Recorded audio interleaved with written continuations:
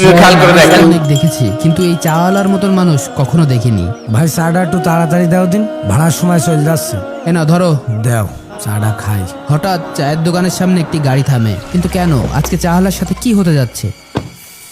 এই চাওয়ালা, জি আবার কিডা? স্যার, কি লাগবে? এক কাপ চা দাও, ফাস্ট করো, আমার হাতে একদম সময় নেই। জি স্যার, এখনই দিচ্ছি।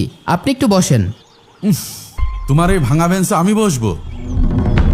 তাছাড়া তোমার এই দোকানের যে কন্ডিশন, কিভাবে টিকে আছে তা আল্লাহ জানে। কি করছে সাবিরা? হ্যাঁ, রিজিকের মালিক তো আল্লাহ। আল্লাহ যতদিন চালান ততদিনই চলবে।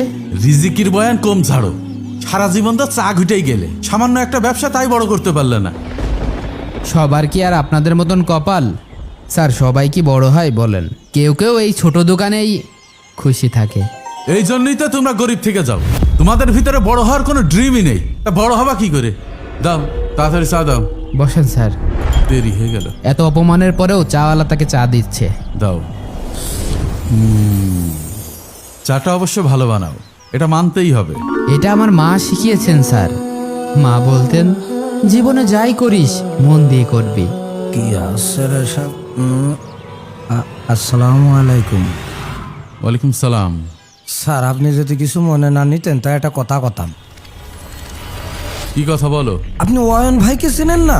ওর চিনার কি আছে, ও একজন চাওয়ালা। চালার গল্পটা তাহলে শোনেন। ওই যে রাস্তার ওই পাশে যে এতিমখানাটা দেখছেন, ওই এতিমখানায় 40টা ছেলেপেলে থাকে, খায়, পড়ে, A to Z সমস্ত খরচ এই চালা অয়ন ভাই দেয়।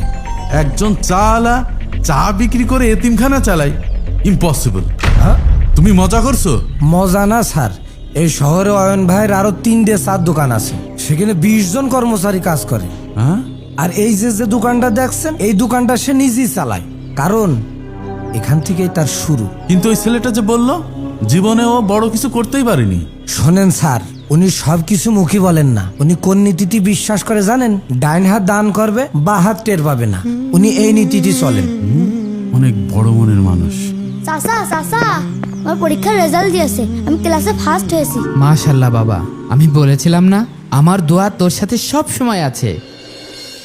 চাচা,